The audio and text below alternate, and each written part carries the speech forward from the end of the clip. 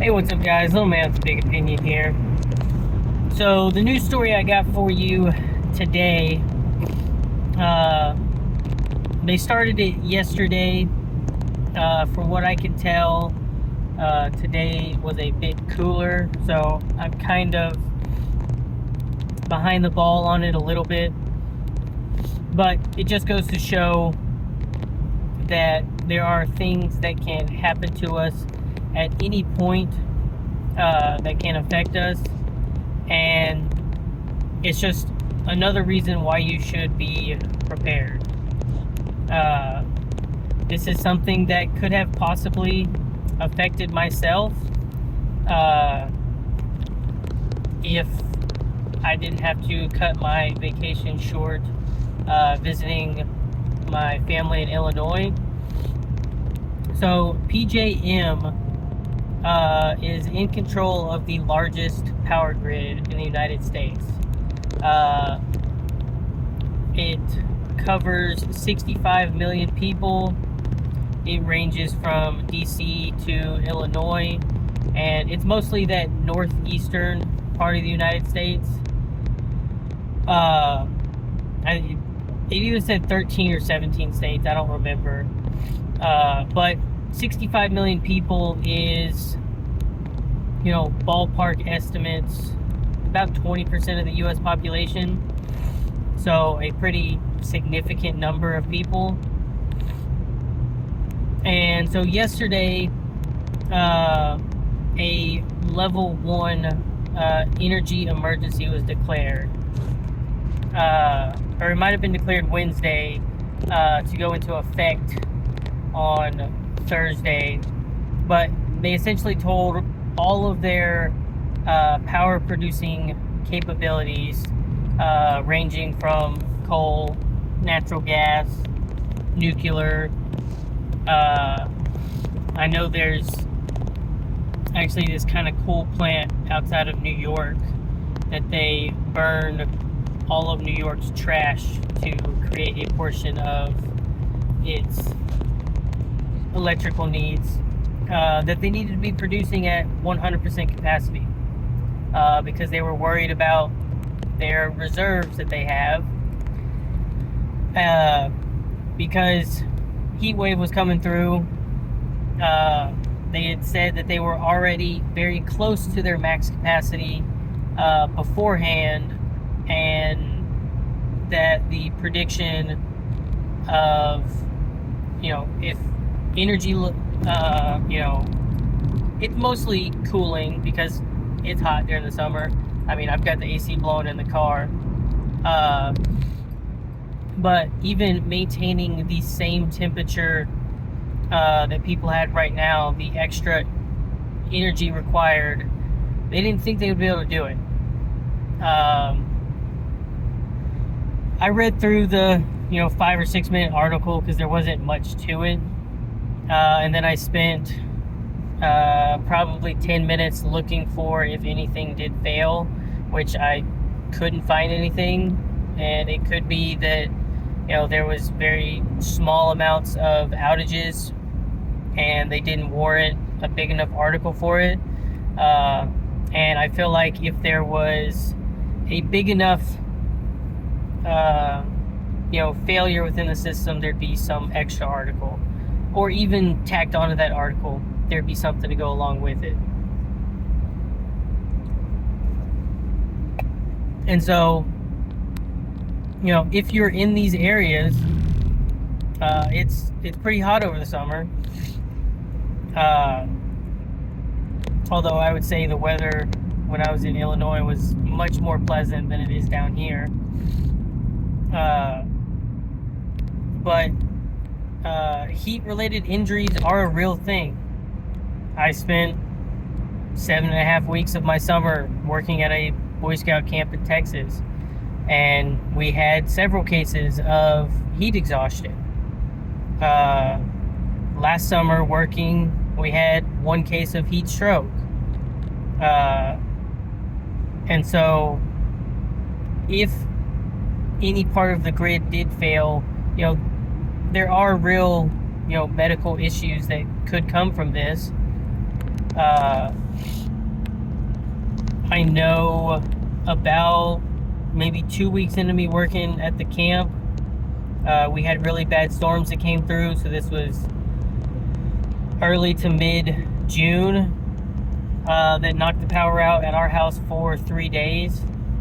And thankfully, father-in-law bought a generator that they were able to use a plug-in AC to keep the family and the animals cooled off. You know, the AC is big enough to keep a section of the house relatively cool and keep the freezer going. So it's one of those things that if that wasn't the case, we would have had, you know, several $100s worth of food go to waste. You know, we just had to have thrown it out. And you know, the wife at that point was 8.5 months pregnant. You know, we were looking at a week past his due date. So also not a good situation for people to be in. And it goes to show that you really should be prepared for things that happen like this. And I'm pretty sure July is recorded as the hottest month of the year, but the heat is still very much maintained throughout August, and it really doesn't start cooling off until the end of September, early October. So this is still something that we can have several other days where this energy capacity can be met, and there could be compromises within the system. We can have other natural disasters that hit and, you know, pop up. You know, like the storms that took out the power where we were. I remember making a story months ago where people were, you know, shooting energy transformers just because I guess they were bored. You know, there's conspiracy theories around it and stuff like that. But the elements can be a very real danger. Shelter's pretty important as a prepper, and there's not a whole heck of a lot that you can do during the hottest point of the year, or even the coldest point of the year. I know the hottest day that I was outside this summer, it was like 107 with a heat index of 131, and we were downing our quart-sized Nalgene's every hour just to, you know, maintain a level of hydration. So my takeaways from this are, it's a big purchase, but at a bare minimum, have some sort of generator. I would prefer to have something that I had solar panels to plug into. That's still on our list, because I don't want to be reliant on having to get fuel for a gas generator, and gas generators are also very loud.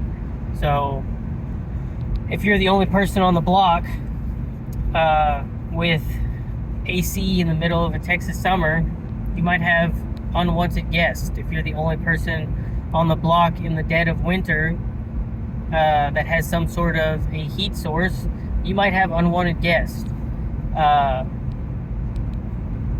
But it's a good tool to have. When I do get home, I will make a video showing it off. I haven't even got to look at it. My wife sent me a picture of the box when they went to go buy it. And so, you know, I know it's at the house. I just haven't done anything with it. But the other important things are just in general, when you lose power, you lose a lot of capabilities.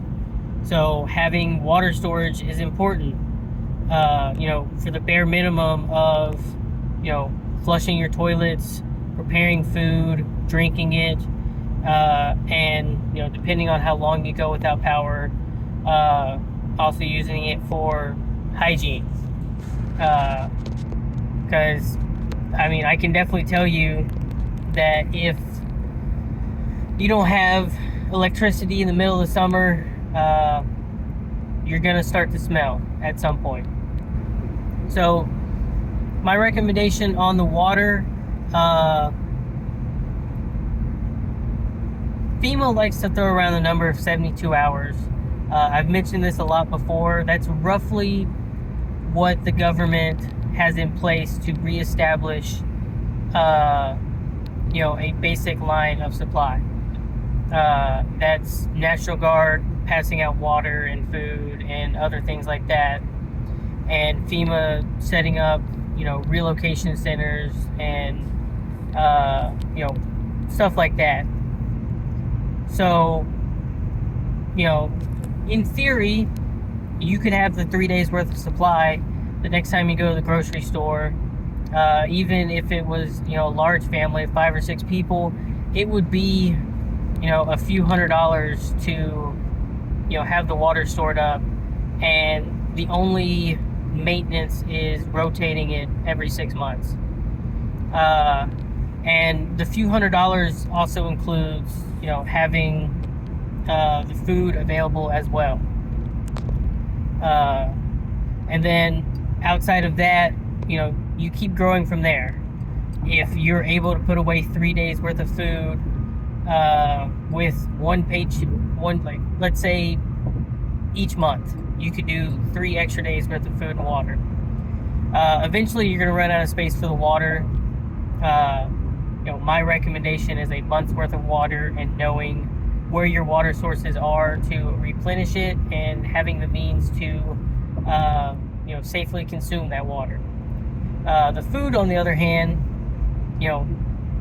3 days a month doesn't sound like much, but at the end of your first year, you've got roughly 1 month worth of food storage, and it can just keep growing from there. If you're stuck at only doing 3 days a month, then you're stuck at doing 3 days a month. But I can guarantee you, after 2 or 3 months of doing this, you probably have more food in your home than 95% of Americans out there. And it is a insurance that you can physically see where your monthly expenses are going to. You get to control those monthly expenses, and when it's time to actually be used, I like to call it the staying alive insurance. And so I think it is just as important as your car insurance, your health insurance, and all the other insurances that you pay for. And that's for the people that aren't really big into the whole prepping thing. It's smart to be prepared. And hopefully it is a jumping off point, and, the haze has cleared from your eyes, and you realize you're going to need a little bit more than food and water. Now you're putting away medical supplies, and you're putting away, stuff to protect yourself with. And then you're realizing, plan A is the home, and the home could be compromised. And so I've got stuff stored away in bags that, like one of the things that we've started doing here recently is called a 5-minute drill. We have 5 minutes to get out of the house. And that is the 2 of us, the baby, 6 cats, and 2 dogs. And between the 2 vehicles, it works out pretty okay. And it is something that I think everyone should have planned, because you never know.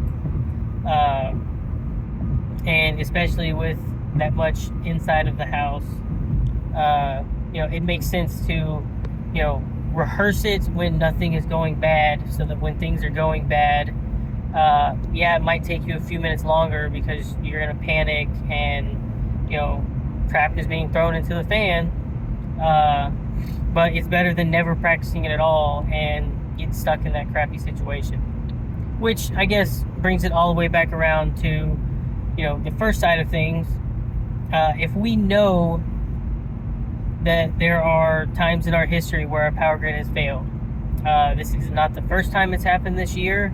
It probably won't be the last time that it happens this year. I can't think of a place in the United States that it's never happened before. I don't know every news article in the world, but the power has gone out at some point, probably everywhere in the United States, and it could be a 30-minute thing, or it's been several weeks long because of these big natural disasters. So if you know something like that's going to happen, spending the little bit of money and creating a budget for being prepared when those things happen can keep you as close to normal as possible. So I've been talking long enough, so if you enjoyed the video, leave a like. If you enjoy what I'm doing with the channel, hit the subscribe button. And if you've got a friend or family member that benefit from these discussions, share the channel with them. And with that, catch you in the next one.